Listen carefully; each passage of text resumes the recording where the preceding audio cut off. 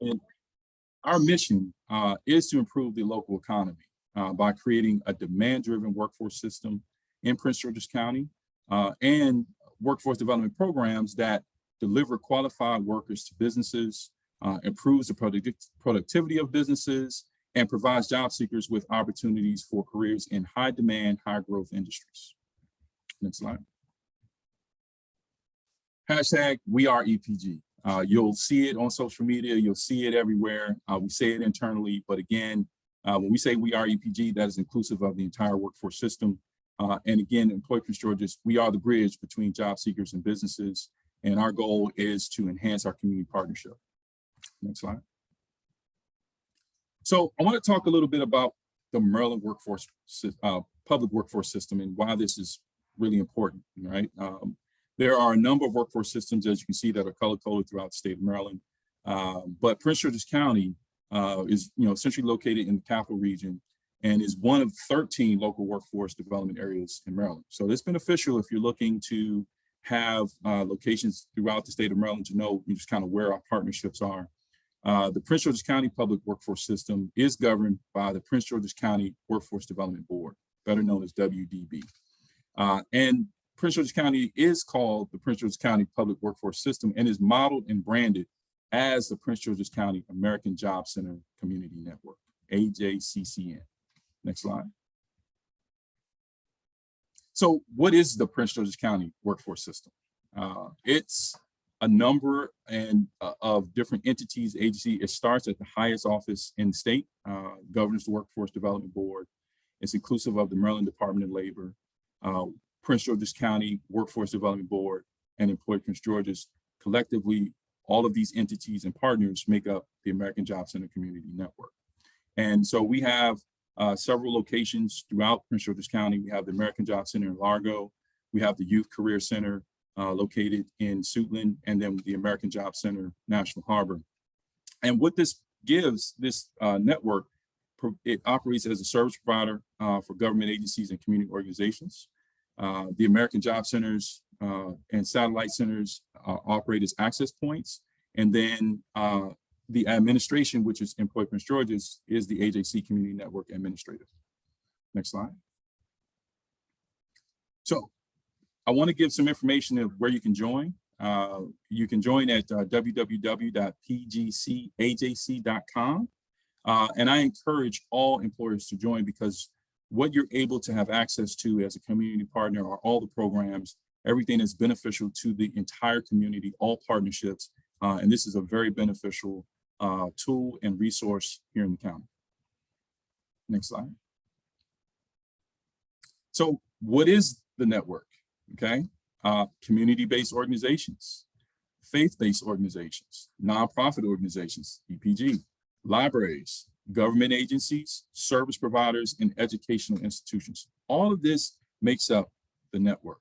And so as an employer, you have access to all of these resources at every level for whatever your needs are. Obviously, you can utilize nonprofit organizations for partnership, government agencies for different things that need to get done, community-based organizations for other incentive programs, and service providers for training, educational institutions for additional training, or looking at a talent pool of trained and skilled workers. So again, I encourage you, if you're interested in joining, you can email at epgcd2@co.pg.md.us. Next slide. And so as a part of that network, and I'm not going to go into too much into this, but I just wanted to highlight, the three tiers that come with this. Obviously as a tier 1 service provider, there's affiliate sites, as we mentioned before, through the American Job Center partners. It serves as an access point for partners to provide free workforce development, and then community stakeholder and general member engagement. So again, you want to be able to know where your resources are, where your partners are, and this is at your disposal as a free service. Next slide. Here are our locations, as mentioned before. So we have the American Job Center in Largo, the Youth Career Center, Hillcrest Heights, and then the American Job Center, National Harbor, which is our newest location located at the National Harbor Tanger Outlet. It's a beautiful, beautiful location. So I encourage you all to visit. And also, this is open to employers who wish to have customized hiring events, have information sessions. So all of this is at your disposal, free of charge. Next slide. So I want to talk a little bit more, now that we've covered just kind of the community partnership, a global overview. I want to talk about Employer Prince George's. Next slide. Annually, Employer Prince George's manages the delivery of workforce development services to over 30,000 job seekers and 1,500 businesses. And that includes 75 plus partners throughout numerous locations within Prince George's County. So there's tremendous opportunity here. And, 1,500 businesses, my department, we are every day diligently working with employers to understand what their needs are, employers that are moving into the county, employers that are expanding, employers looking to reshape their workforce. And we still have a lot more that we can cover, but there are so many resources just between those 75 partners and the number of businesses we touch. And again, 30,000 job seekers at your disposal that, again, you have access to at a moment's notice. And one of the things that I would encourage is to register for the Maryland Workforce Exchange, and we can provide that information in the chat function. But that is a free resource that I encourage everyone to register for. And again, it gives you the access. You're able to post your jobs. You're able to, source talent. And again, it's a free service. Next slide.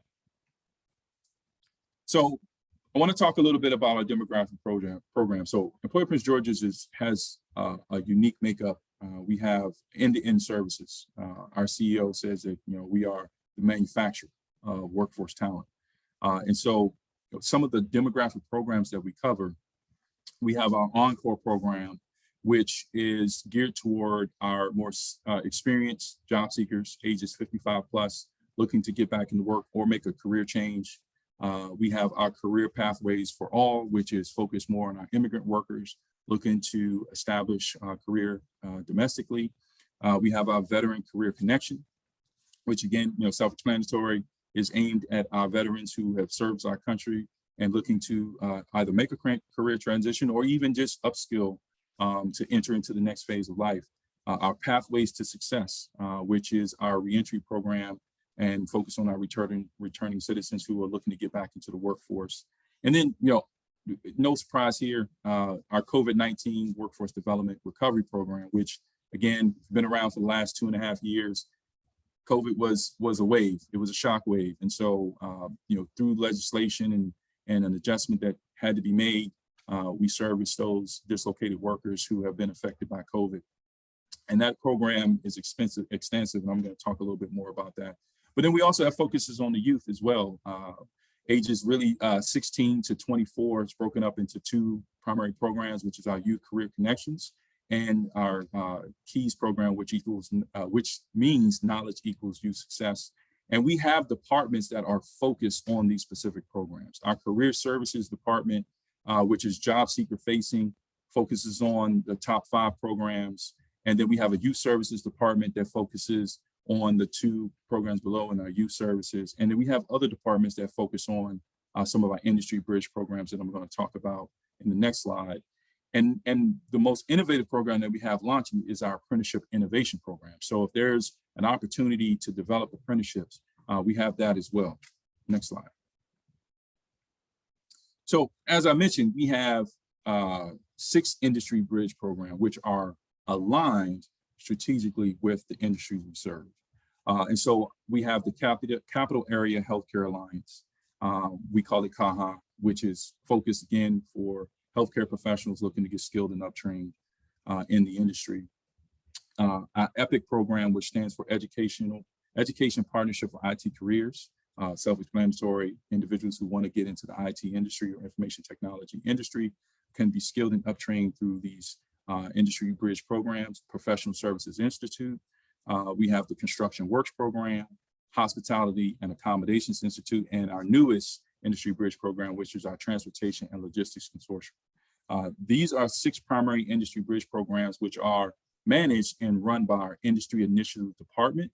And so job seekers that come into our doors or register online or speak with a career consultant who have identified a need or skill that they like to develop to enter the industry would enter into these programs. And then those job seekers that are in these programs can align with employers that we find in those industries, and or vice versa. We may have employers who are looking to put together specific training and looking to identify a specific skill set of job seeker. And so we can kind of commingle all these things together to help create more of a customized recruiting and training plan. Next slide.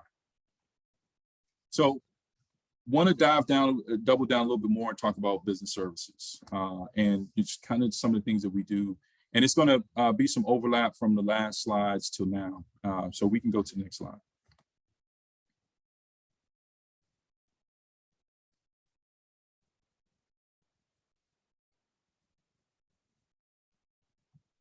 Next slide, please. So what does business services do?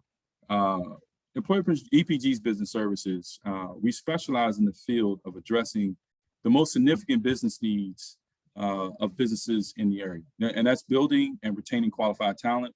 The business service department, we offer employ Prince George's, we offer Prince George's County and the surrounding Washington metropolitan area, or those relocating to the area, completely integrated talent support solutions that offer highly skilled business consultants to help you compete and grow. So it is a relationship that we're looking to establish. You may have a hiring need today, but we also want to help shape and craft what your workforce needs may be in 6 months, in a year, or even in the future, because it's an ever-changing landscape and environment. So whether your business needs help recruiting specialized talent, hiring a new team member, training existing employees, or really all three, we can help you with all of those things. And so our team of business professionals can offer the expertise at a deeper level. And we welcome any opportunities to provide labor market information, just learn more about your business. Again, this is an ongoing relationship because your talent is going to grow. If you hire exceptional employees today, you need to train them, you need to keep them, and retention is also just important. So you want to make sure that you have the proper training, upskilling, and have access to other programs that benefit you once they're on board. And so again, we are here for the long haul. Next slide. So some of the benefits of working with business services, we have incentives and tax credits. So the demographic programs that I mentioned earlier, Encore all the way to Keys, they identify with a specific demographic, okay? The IRS classifies those demographics as work opportunity tax credits, or WOTCs. And so those WOTCs, as an employer, allow you to benefit from hiring in those 7 or 8 demographic classifications. And so by working with us, that's one thing that I think is beneficial. As we know, inflation is happening, prices are going up. And so wherever you can manage and find possible tax breaks for doing good for the local economy and region, you should take advantage of it. We pre-screen candidates, obviously customized recruitments, as I mentioned, through use of our American Job Centers, training programs, things that we can utilize. It's free to post your job openings. I want to stress this because I've talked to employers every day. And more recently, my team has been immersed with a number of employers over the last 48 hours. And it's consistent that that's a cost to post your jobs. That is something that, it's a fractional cost, but it adds up if you have multiple openings over time. You're looking to grow your business, but you have to pay the various job sites that, again, they're for profit. So you're going to have to pay for the service. And the key is, what are you getting back? What is your return on investment? Not to knock those other job boards, but when you really peel back the layer of the onion and you evaluate that, what is my ROI for paying for the service and posting my job? Am I getting the talent that I need? Am I having that communication to understand how competitive my job description is? That's one of the things that I think is a benefit with Employer Prince George's that you're not going to really find anywhere else for free. It comes as a part of doing business, and it's something that we take pride in providing great service. So targeted and customized job fairs. We've had recently 2 large job fairs, one in November, and then we had another one in February. that both of those events, we probably brought in 1,000 people in person during COVID. We had 50 employers. We had 30 plus resource partners in one place where people were looking to get work, people were looking to get hired. We're going to do it again in May. And so I encourage you to reach out to us if you're interested. We've had tremendous success, and our employers have really enjoyed the event and walked away with good candidates that they struggled to find. So that's just one caveat of it. The other one is we can also have virtual events. We have a tool that we use, Premier Virtual, which has also provided us a lot of success. So we can develop a hiring event at a moment's notice, whether it be virtual or you're looking to do something in person now that we're getting back open. But the option is there. If you want to be creative, we can be creative. If you just need something, hey, I need to hire 3 or 4 people really quickly, we can do that as well. And then subsidized on-the-job training. So this is a underutilized tool that I recommend. Again, if you have an opportunity or you have a specific need that you have to fill for your recruitment need, and it does require a level of training, especially as the employee is ramping up, I encourage to inquire about our on-the-job training program. Similar to the Rapid Reemployment Grant, it is a 12-week incentive program, but it's a little different in terms of some of the caveats of how the workings of the on-the-job training apply. But again, still a great resource. And so please reach out to us. Our email is below. This is our business service email. It's businessservices@co.pg.md.us. I'll read it again. businessservices@co.pg.md.us. Next slide. So summary, what do we offer? Obviously job seeker career services. So it's a place where job seekers can come and just, get their resume into the marketplace, upskill themselves, get interview coaching, everything they would need to land employment. We have services for youth. Obviously through business services, we have a lot of incentives for businesses to work with us, and then resources, things that, again, you don't have to ask for. Bi-weekly hot jobs, what's in the market. Want to get it out to our network as much as possible. Labor market information, or anything that you would need that will help you make an informed decision about your business and the longevity of your business. Because again, we got to plan for the future at all times. So as much information as we have, and we will want to disseminate to our partners, we want to make sure that our businesses are inclusive in that and make sure that they understand, okay, here's where we are now, but here's the trends, and here's where we're going, and here's some things that you may want to plan for in the future. Next slide. So again, industry focus. Prince George's County has 13 in-demand industries. We've consolidated those 13 into 6 in-demand industries. Okay, I mentioned it earlier in combination with our industry bridge programs. Healthcare and social services aligns with our CAHA program. Transportation and logistics consortium aligns with our Transportation Logistics Consortium Industry Bridge, or what we call TALC. Our construction and real estate align with our CWP program. Information technology aligns with our EPIC program. Hospitality and accommodations aligns with our HAI program, and professional services aligns with our PSI program. Next slide. So I put a sticky note in one of the slides earlier about the COVID-19 Workforce Development Recovery Program. So those hardest hit, it was a huge, it had a huge impact on the region, all regions, but particularly Prince George's County. And there are several things that are inclusive in that program. One is occupational skills training, online skills upgrading. Everyone experienced or may have heard about the need-based payments. So that was the rent moratorium, that were the checks that were being mailed out by the government. That's part of that need-based payments. But the other is the Rapid Reemployment Grant. And that's something that the Business Services Department and Employment Georges is that we manage, we administer, and we've had tremendous success. So next slide, I'll talk a little bit more about how it works. So, the Rapid Reemployment Grant Initiative provides grants to businesses who hire unemployed Prince George's County residents. again, we want to get people back to work.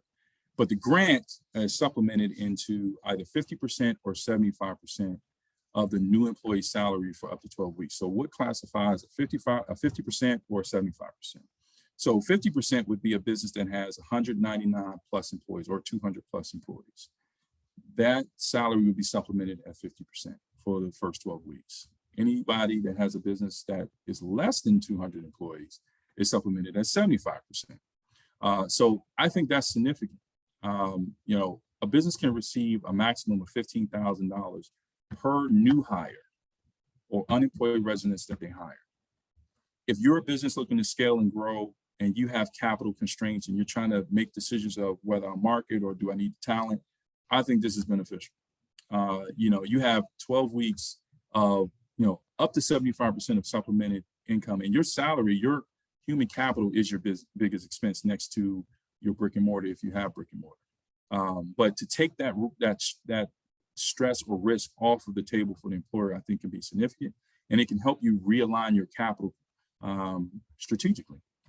So I encourage everyone on this training to inquire. You can apply, and we have information in the next slide of how you can apply for the grant. Next slide. Yep. So how do you apply for the grant? Pretty self-explanatory, right? But if you're interested in hiring an unemployed Prince George's County residents, number one, you can reach out to us. We do have people in our pipeline who are looking to get back to work. But you can receive $15,000 again per new hire. You can apply at www.employpg.org/Robert Grants. Again, www.employpg.org/Rapid Grants. And I will say that thus far, we're on our second phase of the grant. And, you know, we launched in September 2021. And up until February, we have distributed over $2 million to 80 plus businesses, and over 250 people have been employed through this opportunity in the last 6 to 7 months. So I encourage everyone on this call to apply, inquire. Our team will reach out and be of assistance and help you walk you down the process. Next slide. What is our goal? Our goal and objective is putting our workforce back to work. Plain and simple, we're here to help. If you have any questions, please reach out to us. We look forward to working with you. And you know, let's collectively, as a partnership, enhance our workforce. Next slide. If there are any questions or things that I need to address, I'm here. Wow, thank you very much. That was a phenomenal presentation. And I just want to thank our colleagues at Employ Prince George's. I know we at PGCEDC work closely with Employ Prince George's. In fact, I've just been working with a number of our companies working through the program of getting their jobs posted on the workforce site and then actually getting clients screened, and hopefully some of them have also gotten the rapid rehire grant. So we're really pleased with all the efforts that they're doing at Employ Prince George's to help our employers find employees. So please take advantage of this. And as you heard, there are just a multitude of services that are available to business owners. So we'll go back to any questions as they come in, if others come in. But now I'd like to turn the program over, if I could, to our colleagues at Lerch Brewer. We want to again thank them for being our sponsors of this program. I see Dave Anderson, one of the partners, on the line. So thank you, Dave, for all your support. And I want to introduce Michael Nearney and Nicole Berman. So I'm going to turn it over to you two. And now we're going to learn a little bit about what employers need to think about as they're growing their business. Turning it over to you. Thank you. Thank you, Alicia, and welcome everyone. We're delighted to be here. Nicole and I are attorneys at Lerch Brewer, a full service law firm serving the Maryland, DC, and Virginia region. What we hope to do today is kind of give you all some key takeaways about ways to grow your business with minimizing legal risk, attracting and retaining a strong workforce. And so if you could go to the next slide. So what we're going to do is we're going to start out kind of talking about walking through some key employment laws that businesses need to be thinking about as they continue to mature and grow. And we'll kind of identify for all of you ways that you can navigate those laws and minimize risk. And then hopefully at the end, we'll talk through some takeaways that what we consider to be the secret sauce, the things that the best employers do to retain a happy and motivated workforce, to really help you all kind of accomplish your dreams and objectives with your businesses. And so imagine, you're utilizing the great resources that Alexander just talked about, and you're kind of scaling your business, you're growing, you're setting yourself up for success. And so if you can go to the next slide, we'll dive right in. And what the biggest problem that I see employers do kind of as they have started out and began their business is the complicated, oftentimes, very tricky distinction of whether you're bringing on 1099 workers or employees. I think that when you're starting your business and you're trying to grab and retain folks, and maybe not really for a full-time load, maybe not 40 hours a week, the people you're interacting with may want to be treated as an independent contractor. And they may want to have that flexibility. Maybe they're only working for you 20 hours a week and they're working for somebody else 20 hours a week. And they don't want to, have you withholding payroll taxes. They don't want to have to punch a clock. They want a lot of flexibility. And so what businesses that I've seen often do in that circumstance is they just bring them on board as a 1099 independent contractor. And in many respects, that gives the business a lot of flexibility themselves. They don't have to deal with, withholdings of taxes, workers' compensation insurance, unemployment premiums, all those things that go along with hiring employees. And so maybe the first one or two hires of a business get treated as an independent contractor. Maybe the business starts to grow and starts to bring on more people. And the business continues in that kind of that mindset, where we're just bringing on independent contractors. These aren't employees. What happens ultimately is that creates an enormous amount of risk for your business if these individuals are not in fact independent contractors. Are not in fact independent contractors. So think of it as a scenario where just because somebody's working 20 hours a week for you doesn't necessarily mean that they're not just a part-time employee. And so it could be going great for a number of years. Maybe, the people that are working with you think you're the best thing since sliced bread, and there's no problems. You're just swimming along, and you never give a second thought to what you're doing, and you continue to bring on more and more people, and you have this kind of big liability on your books. And it's a liability because if they're not true independent contractors, you run the risk that the individuals working for you, if they get upset, could make a claim for overtime. Because if you're an employee, you're entitled to overtime for, it's time and a half for every hour you work over 40 in a work week. They could be entitled to benefits if you provide some of your other workers benefits, some of the employees, the individuals that you characterize as employees.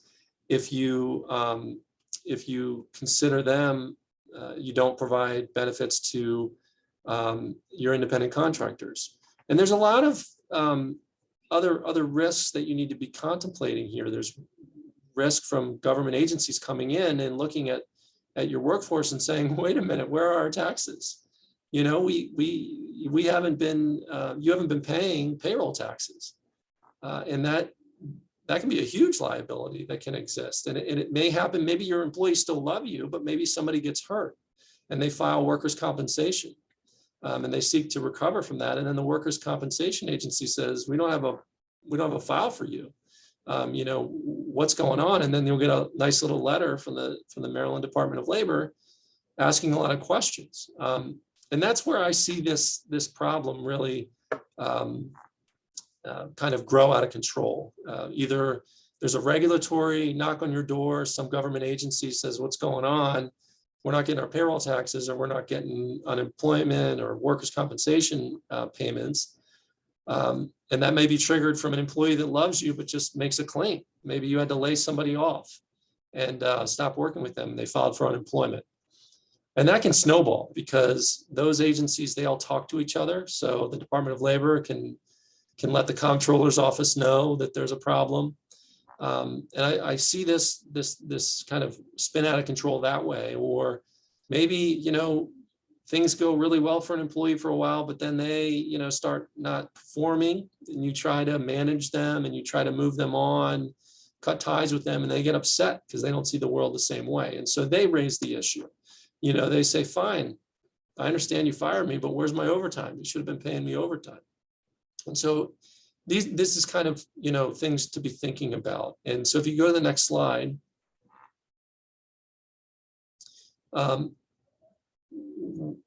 when I've kind of touched on a lot of this, but you know, so we have that risk. And so when you're bringing people on board, you really want to be thinking about the core issue of whether an individual is an employee or an independent contractor. And so the core determining factor of that is really what I like to say is the ability to control. You as the employer or the business that's engaging in a true independent contractor, do you control the day-to-day conduct of that individual when they're working for you? Do you oversee, their work product on a day-to-day basis? Do you set the terms of how and when and where they do their work for you? If you're doing those things, you're controlling them. And if you're controlling them, it's more likely that they're going to be an employee. And there's a variety of tests that all the different government agencies apply, and that the courts would apply if these issues ever landed before them. And I'm not going to bore you with the tests. I mean, there's a 20-factor test, there's a 10-factor test. I think doing this for a number of years now, when I look at these issues and when businesses come to me and they say, Mike, we're ready to start hiring employees. I love those conversations because it's before, they make that first hire. And they say, let's get this right. What I try to drill down to is that element of control. At its most basic level, if you are bringing somebody in to follow your orders and your directives on a day-to-day basis, they're going to be your employee. And that's just the reality of it. And then I hear businesses say, but Mike, they don't want to be an employee. They want that 1099. They really don't want me to withhold taxes. They've got their own little LLC. And I say that's helpful that they have their own LLC. And I understand that there's some benefits to them, but let's look at your own risk and your own exposure here if you get this wrong. And so we talk through the overtime issues, and we talk through the regulatory challenges. And then, what really a lot of times is a game changer for a business is when I start talking to them about how, this could lead to individual liability. And they scratch their heads and they say, what are you talking about? I'm running a business here. The business would be liable, right? And in most instances, that's the case. The law is really set up to encourage entrepreneurship, to encourage risk-taking.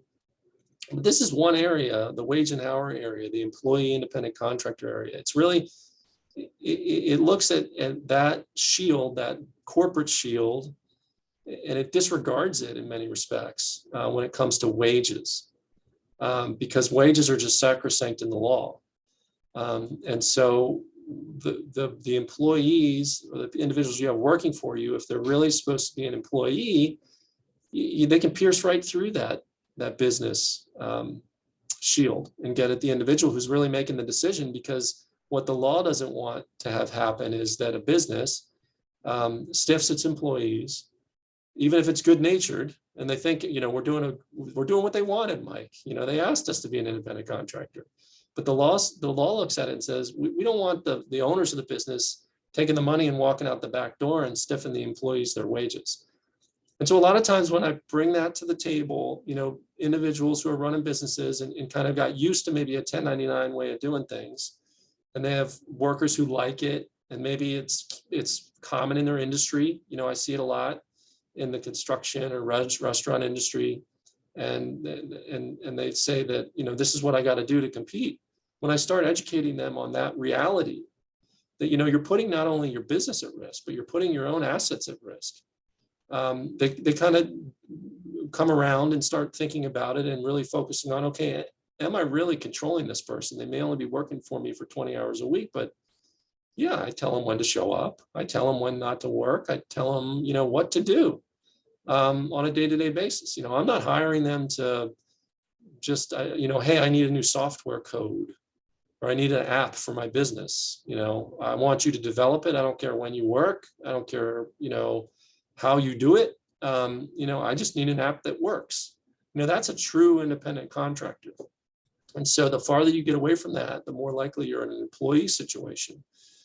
And so it's important to consider these issues, and it's about attracting and retaining workers, right? I mean, if you have people that you need to hire and they want to be a 1099, you may want to do that to attract them because you need the workers, but you gotta kind of be mindful of the risks that you can face if you get this wrong.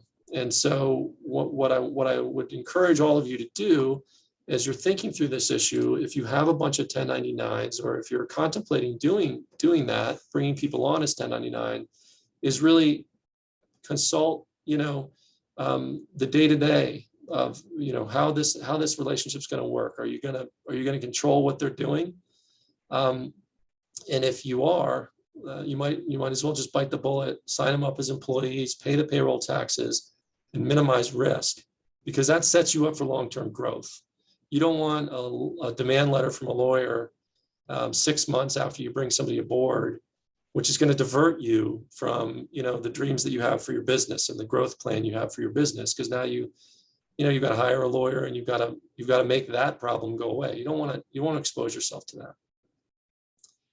So with kind of that background of kind of a core problem that businesses have, I'm going to turn it over to the brains of the operation, Nicole Berman, who's going to set up and give you some core takeaways to think about in terms of the legal obligations you have to employees when you do bring them aboard as employees. Thank you, Mike. If we could go to the next slide, please. So once we've established that we're hiring employees and not independent contractors, what obligations do employers owe to these employees? Well, first off, in the hiring process, when it comes to hiring employees, there are certain requirements that Maryland employers must follow. Many employers want to know the criminal history of their employees, but there are a lot of states, including Maryland, that have ban-the-box laws, which prohibit employers from inquiring into an applicant's criminal record or a job application. In Maryland, employers can't at any time before that first in-person interview require an applicant to disclose whether the applicant has a criminal record or has had criminal accusations brought against the applicant.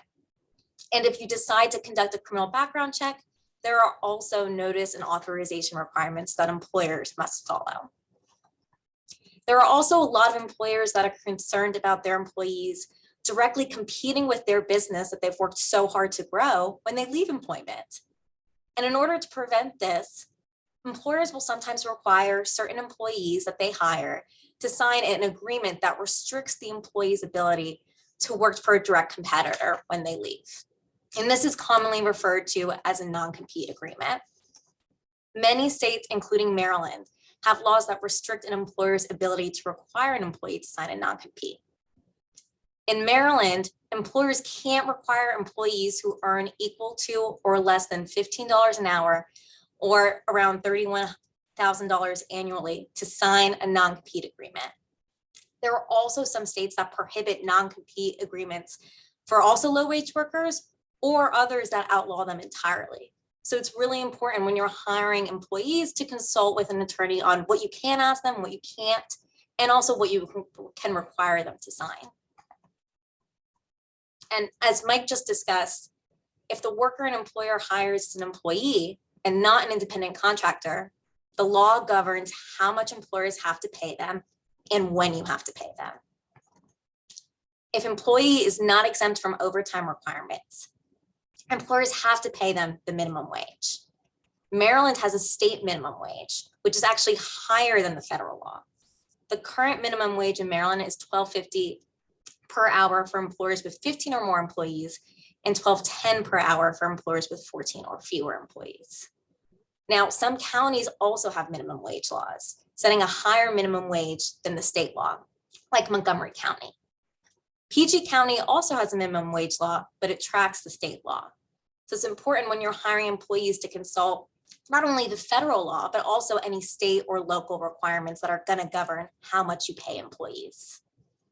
And as Mike mentioned, for non-exempt employees, you have to pay them time and a half for the hours that they work over 40 per week. Now, the law also requires employers to keep written records of the hours that each employee works each day and work week. This requirement should not be forgotten. I can't stress how important this is. Requiring employees to log their hours worked each day and keeping those records are crucial to defending against any potential wage claim made by a current or former employee that they weren't paid for all the time that they worked. Having a written record of the hours a current or former employee has worked that's made at the time that they worked is incredibly helpful in litigating these cases and defending against these claims. Otherwise, the employer is without any concrete evidence to show the hours that they compensated the employee for. And in addition to how much to pay employees, Maryland law also governs when to pay employees their wages. Under Maryland's wage payment and collection law, employers have to set a regular pay period, and they've got to pay their employees at least once every 2 weeks or twice a month.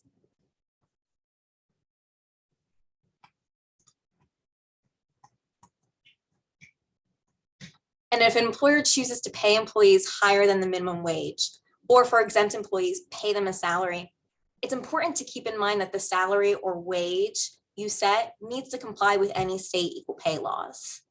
Any wage should not be based on an employee's gender or any other protected trait.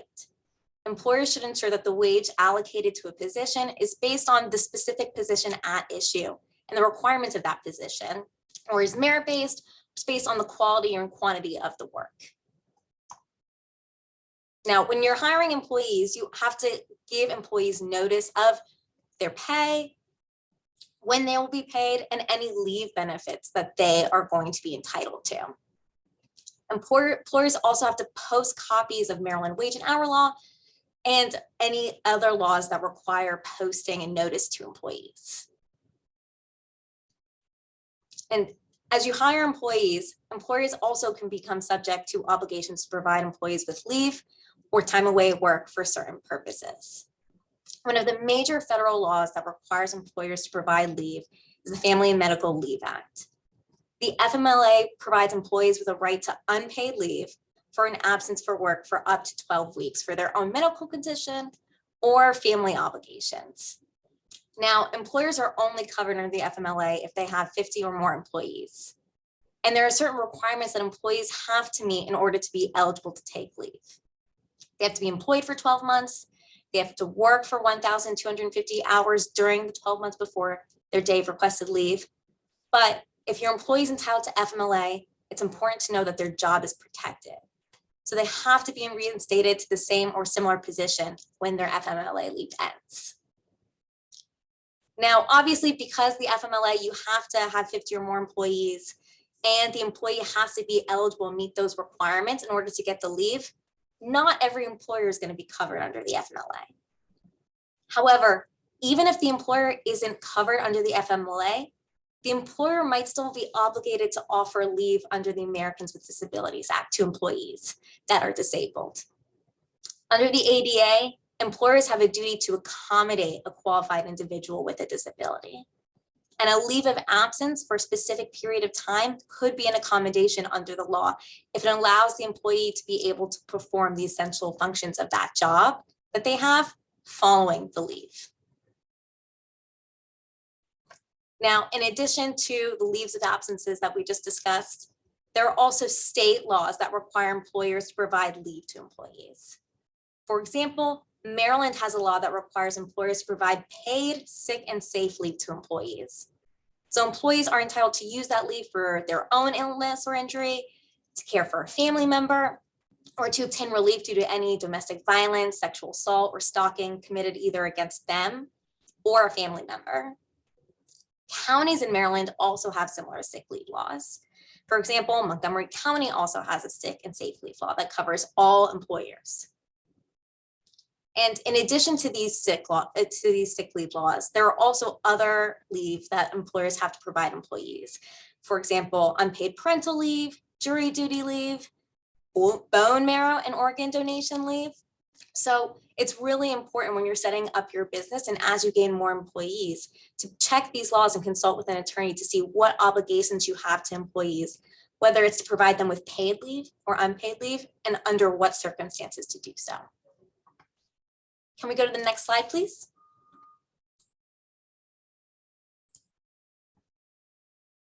In addition to what the leave requirements that we just discussed, employers are also required to follow any anti-discrimination laws prohibiting discrimination against employees. Under these laws, employers have a duty not to take any adverse action against an employee due to their race, color, sex, national origin, religion, disability, or age, or because the employee complained about discrimination. So as employers can't refuse to hire someone, terminate someone, demote someone, not promote them, or subject them to different standards because of those traits. And while federal law says you can't discriminate against employees or applicants based on the traits I just mentioned, there are some states that also have anti-discrimination laws that prohibit employers from discriminating against other bases. So for example, Maryland has a Maryland Fair Employment Practices Law that also prohibits marital status discrimination. So again, it's important to look at the state laws of where you're operating to determine what your obligations are to employees. Now, we've just discussed a lot of federal laws and also state laws that place requirements on employers. And we're in a very unique time period right now as the COVID-19 pandemic has progressed and remote work has become, in essence, the new normal. So when you have employees working remotely in a variety of different states, there becomes a question of, well, what law applies? Well, it's going to depend on how employer and employee are defined under the applicable statute that we're looking at. But the reality is with the way we're working now with remote work, employers may have to comply with state laws where their employees are working, even if there's an office in a different state that the employer is primarily working out of. Can we go to the next slide, please? So with the considerable legal obligations that employers have to employees, there are some best practices in navigating these laws to avoid claims under them. One of the best practices I can think of is to adopt an employee handbook and written policies that clearly establish the employer's position on a variety of workplace issues. So think rules on attendance and conduct, if leave is offered, if leave is paid or not paid when you terminate someone, and what are the requirements for taking leave. Having these established policies that apply to all employees will help employers defend against legal actions that call into question why the employers took the specific action at issue. Employers can rely on these policies they have for taking the action and say, we had a rule against this, that's why we made the decision. But with that, it's important that once an employer has a policy, you have to apply that policy consistently in the same manner to all employees. Claims can arise when a policy is unfairly applied to some employees or not others. Any showing of inconsistent treatment of employees could give rise to legal claims. And I'll turn it back over to Mike to discuss the rest of best practices. Thank you, Nicole. I know what some of you may be thinking, this is another doom and gloom presentation by a bunch of lawyers trying to scare us. I think it can't be farther from what we're trying to accomplish here. Think about the world we live in today. I mean, everybody in their pocket has access to all the information we just talked about. And so when you're considering how you're going to run your business and what type of an organization you're going to be, you got to be mindful of that when you're talking about attracting and retaining workers. We're in an incredibly unique time in our history. The great quote unquote resignation continues. Read about it in the paper, see it in the news. And so how are you as a business going to set yourselves apart? And all the laws that Nicole just referenced and that I touched on at the beginning, play a part in this, because you as a business need to be setting the tone and the messaging for your employees and for the applicants and the recruitment pools that you're trying to hire from. And so if you cut corners and you don't, follow the rules, that's going to get around either to your own employees, right? So the employee that has a back issue and they need some time off for a procedure, and you say, no, sorry, I only have 20 employees. I don't have to comply with the Family Medical Leave Act. Good luck to you. And you go searching for somebody else. And you don't consider the Americans with Disabilities Act that Nicole mentioned. That's going to lead to a disgruntled worker or former worker that may file a claim, but it's also, you got to think about how that, filters through your work environment. Was that individual beloved by the other workers? Are they going to look at what you just did and Google it and realize you were supposed to do something different? And are they going to be looking for the exit and fixing up their resumes? And so it's not really just an exercise in trying to scare individuals out there into complying with these laws. I think it's critical to set yourself up for success, to be proactive in thinking through these issues and, developing the policies that align with what the politicians and the government officials have decided are the rules of the road. Because, when you get into business, you may have in your forefront of your mind, everybody's an at-will employee. And so you can fire them for any reason or no reason at all. And that's true as a basic principle, but just listening to what Nicole kind of clicked through, those legal obligations are really limitations on the ability of a business to fire an employee at will. You can't fire somebody obviously for the color of their skin. So that is a legal prohibition to prevent somebody from terminating an individual. You can't fire somebody because they have a medical condition. And each of those laws that are passed every year really do set aside kind of parts of the principles of the at-will employment relationship that has started centuries ago. And that's an example of kind of progress and what is acceptable behavior for businesses. But you all have to keep it in mind. And I think that the best businesses, the most successful businesses that I work with are the ones that don't, knock on my door or call Nicole when the demand letter from a lawyer comes in or when the audit letter from a government agency comes in, that they're thinking through these issues before they have problems. Because problems are, it's much easier to fix things or to get it right from the start or before you have a big, big category 5 hurricane coming right at your business. And so I just wanted to kind of give that context, because we're not here trying to scare you or pitch for work or anything like that. We're trying to kind of give you the principles that you want to align with, because your employees are going to talk to each other. They're going to figure it out. If they feel like they're being treated unfairly, they're going to Google it and they're going to see, free resource from a public interest group that advises employees, and they're going to say, wait a minute, I'm supposed to be getting overtime? I'm busting my tail for this place. We're trying to make this business grow. I'm all in, and I'm not getting time and a half, and I should be. And that's going to turn them off.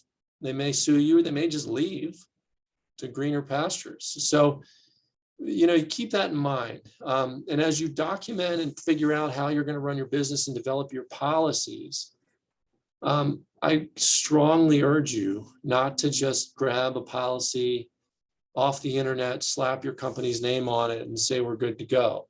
Really give thought to what the policies are. If you have a policy that says we're going to have a progressive discipline policy before we fire somebody, we're going to give them a written warning. Well, first of all, we're going to have a verbal coaching. Then we're going to give them a written warning. Then we're going to put them on a performance improvement plan, and then we're going to fire them if they have performance issues. But you don't do that, and you're never going to do that just because of the nature of the way you work and the nature of the way your business operates. Don't put a policy in place that says you're going to do that, because that stuff is gold. If one of your employees sues you or files a claim in an administrative agency and they're represented by competent counsel, that's going to be exhibit 1, and it's going to be used against you. So here you thought, okay, I listened to Nicole and Mike, I got a handbook, and I slapped it in place, and now that's being used against you. But so when you do develop those policies, stop and really take the time to go through what it is you want to do.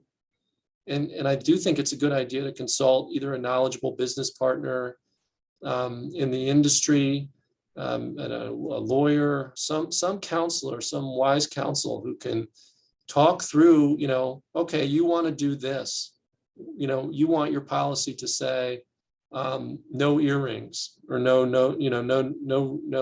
body piercings, because you want to exemplify in your workplace a certain look. Well, you want to run that by somebody who has experience, because they'll highlight for you that, okay, but there are, people wear certain body piercings for religious reasons. And then, there's a law that protects against discrimination on that basis. And so you need to account for that as you develop that policy. So really give thought to how you want to run your business, what the rules of the road are going to be, and how it complies with the legal obligations that are imposed on businesses, so that you can have a good, sound foundation upon which to make those decisions about hiring, firing, performance improvement processes, things of that nature. So now let's kind of get into what I call the secret sauce. The best businesses that go through, they go through decades before they ever have a problem with an employee. And how do they manage to do it? So I think first off, we want to have those policies in place, right? You want to give good thought to those policies. And then, how are you going to treat your employees, right? Are you treating them as, I think Alexander made the point, that your biggest cost basis other than your real estate or your employees? That's true. And they're also your number one asset, right? You can't do it all on your own. If you don't have employees, the lights go out. And so you really should view your employees as that asset. And I heard a talk once, I was watching YouTube late at night, and I heard Steve Jobs have a conversation about his development, the famous founder of Apple. His development as a business leader. He had a lot of trials and tribulations as he developed. He got fired from Apple before he came back and was its savior. And what I heard him say was that what really changed things for him was when he looked at his employees, not as an immediate problem. You're not performing, so let's get you out of here, but as a partner, and a partner for a long-term horizon. And so if there is an issue with an employee, from his perspective, he started to look at it as, not, okay, this is an immediate issue that I need to just get rid of and move on, but how can we make this a learning moment? How can I help this employee to grow and develop so that 5-10 years from now, when we're working together, they're not only meeting, my expectations, but they're exceeding them.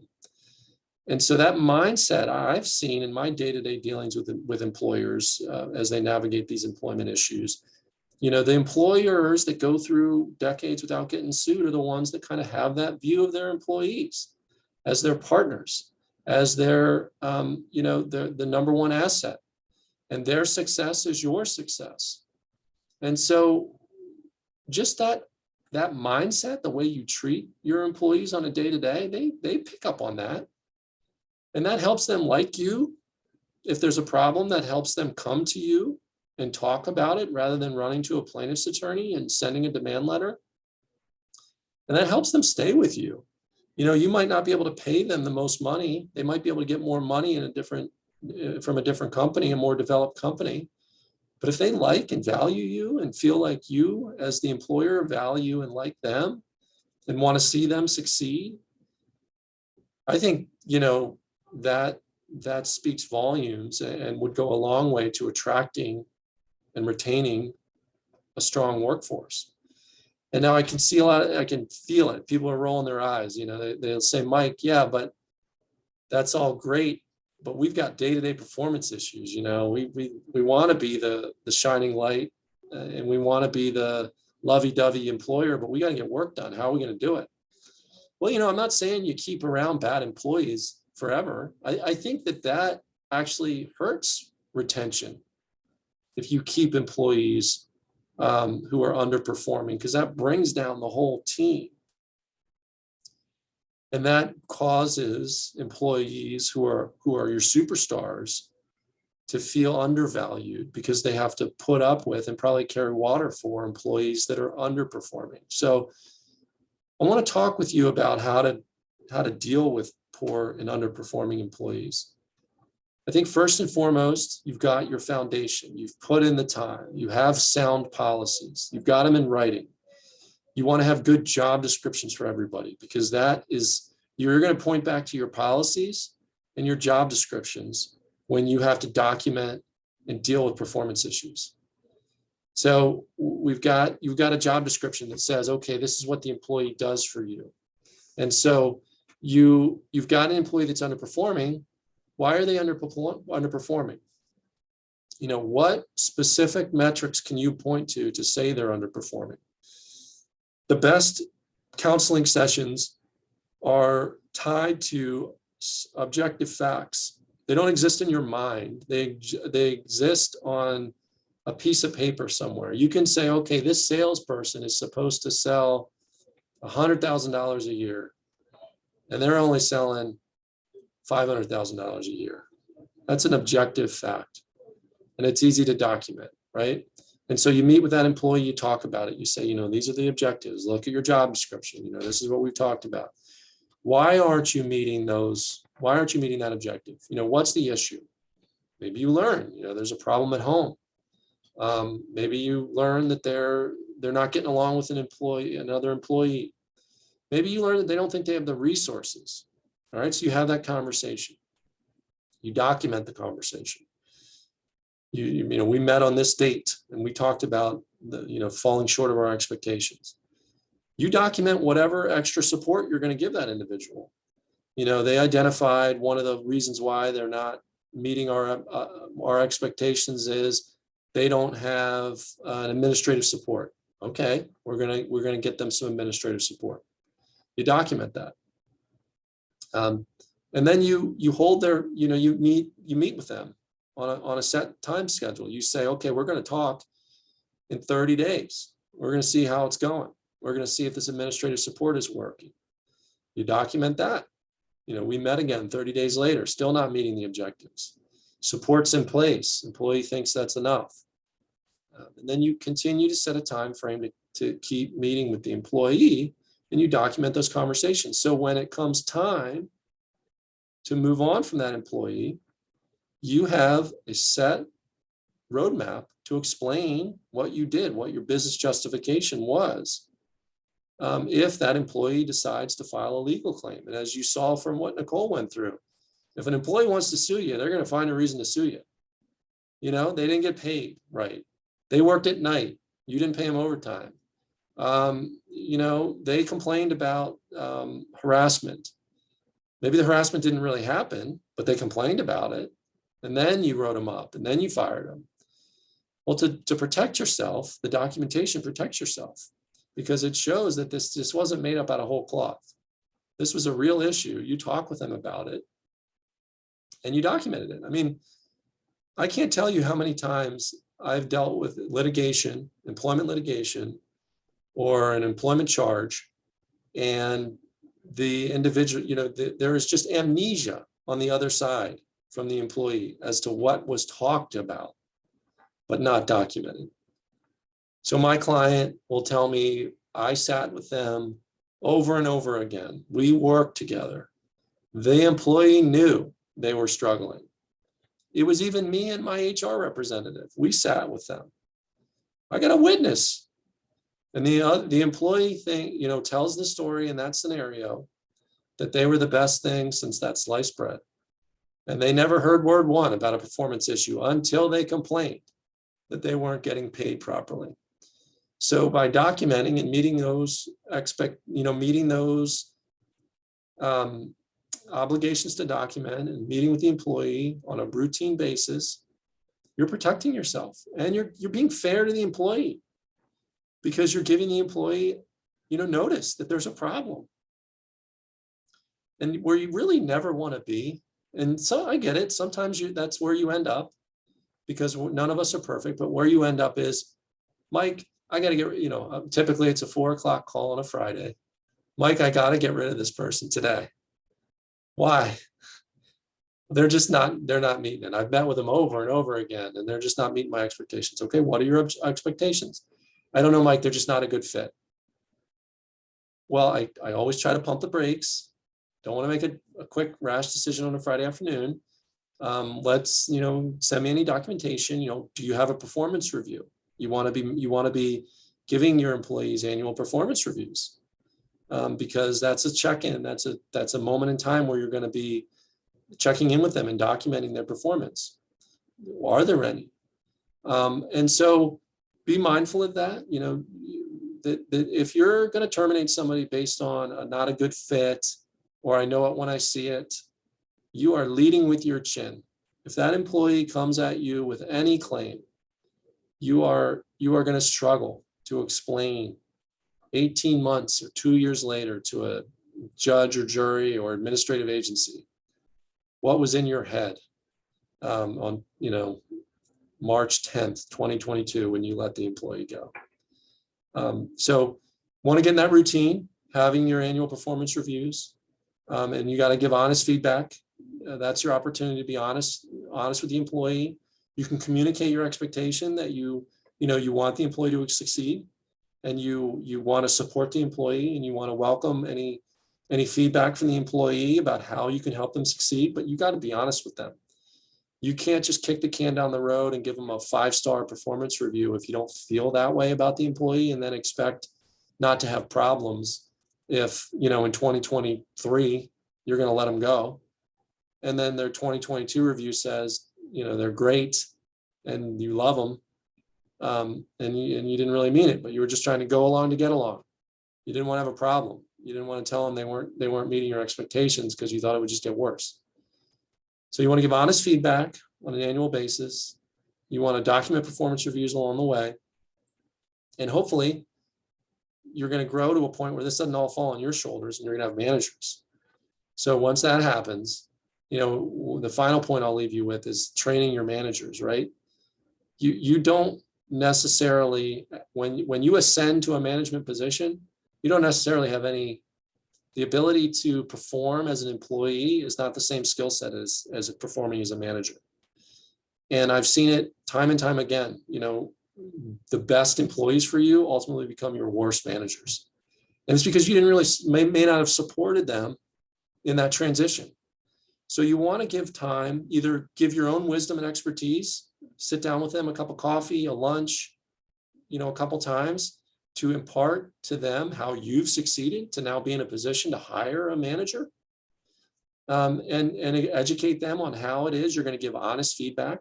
You're going to be positive with your employees. You're going to view your employees as your partners, and you're going to hold their feet to legitimate, reasonable expectations, but you're going to do it in a respectful and well-meaning way.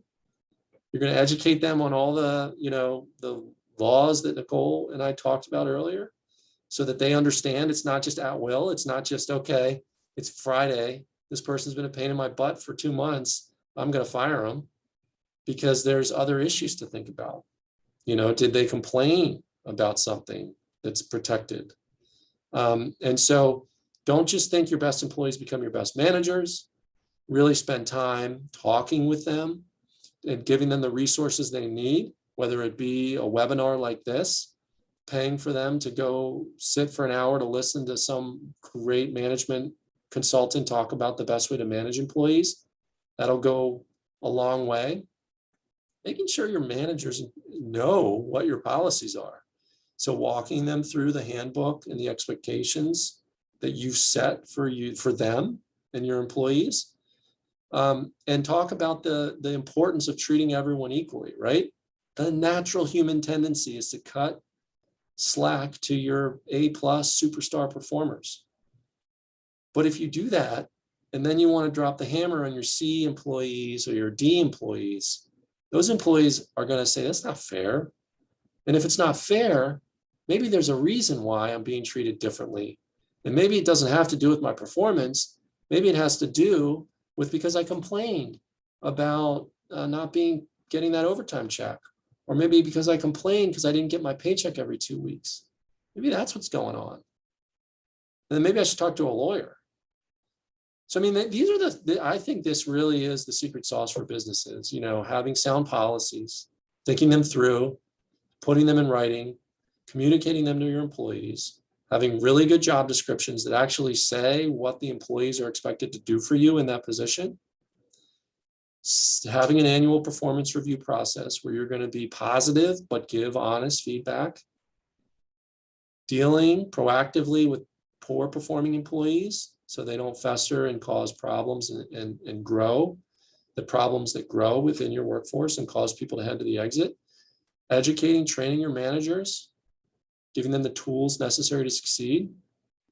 To me, therein lies the secret sauce to a successful small business and to setting yourself up to a foundation to really attract good workers, keep them working for you for as long as possible, and allow them to be your best asset and your best resource, and just give your business the foundation to grow and prosper.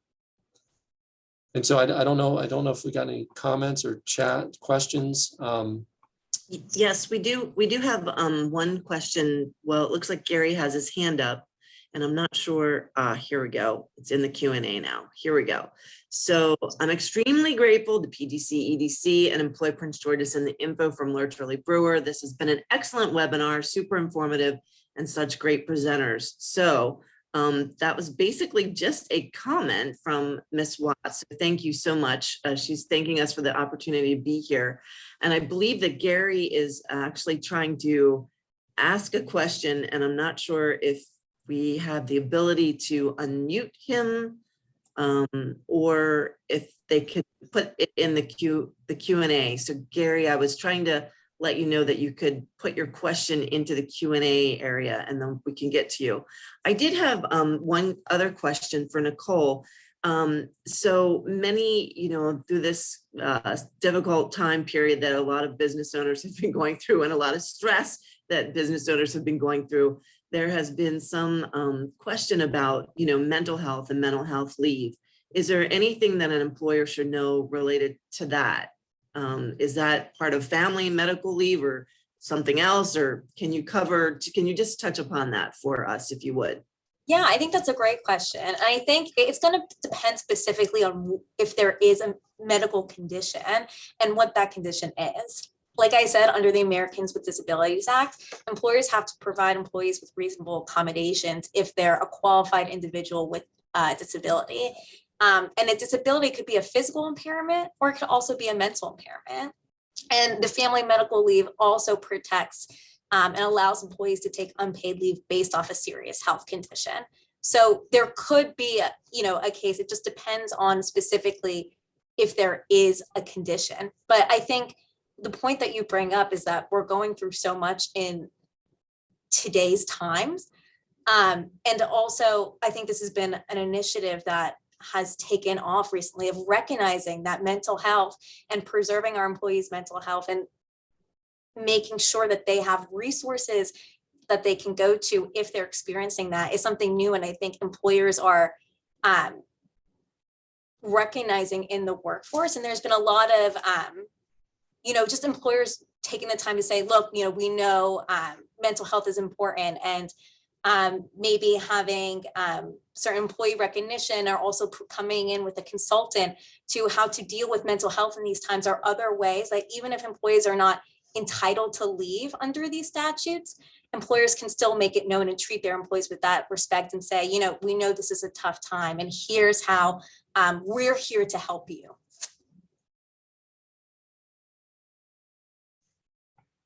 Thank you so very much. Wow, that was really a tremendous presentation that you all gave. And again, I just want to remind everybody, for those of you on the line, if you want to put your question into the Q&A at the bottom of the screen, we can be sure to ask your question. This was phenomenal. So basically, keep your, have a handbook, and as you're growing, you be thinking about the types of employees you're actually taking on, and then making sure you're making the certain filings that you should be making. So if somebody is an employer, you're paying those employment taxes as well. So just so many great tidbits to be. So I've gotten a lot out of today's session, as well as I think everybody else here. I know I've seen a lot of people jump in and jump out. So people have come in and out of today's session. And again, I'm not sure if Mr. Kelly can actually type his question into the Q&A. Otherwise, we can certainly work with you offline if not. Absolutely. I mean, if anybody has questions, they certainly can reach out to either Nicole or I, and we're happy to talk offline about any of these issues.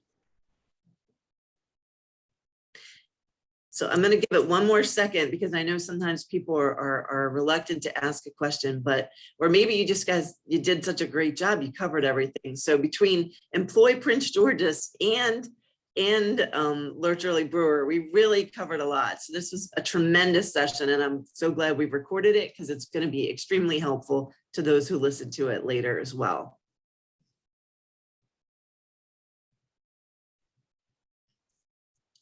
And I think we have no questions that I'm seeing coming in here. So with that, I think I'll just wrap it up. If everybody wants to put your contact information in the chat again, just so everybody has it, that might be helpful. Michael and Nicole, if you want to just remind people in the chat of your email. I know they'll have the deck, but just in case somebody is trying to ask you a specific question, and maybe Alexander, you as well, if you're willing to do so. And then we'll wrap up today's session. So thank you all very much for being part of this Pathways to Business Growth and Expansion, hosted by Prince George's County Economic Development Corporation in partnership with Employ Prince George's and our sponsors at Lerch Brewer. Tremendous information. Thank you again, everybody, for attending. Thank you so much for having us. Thank you.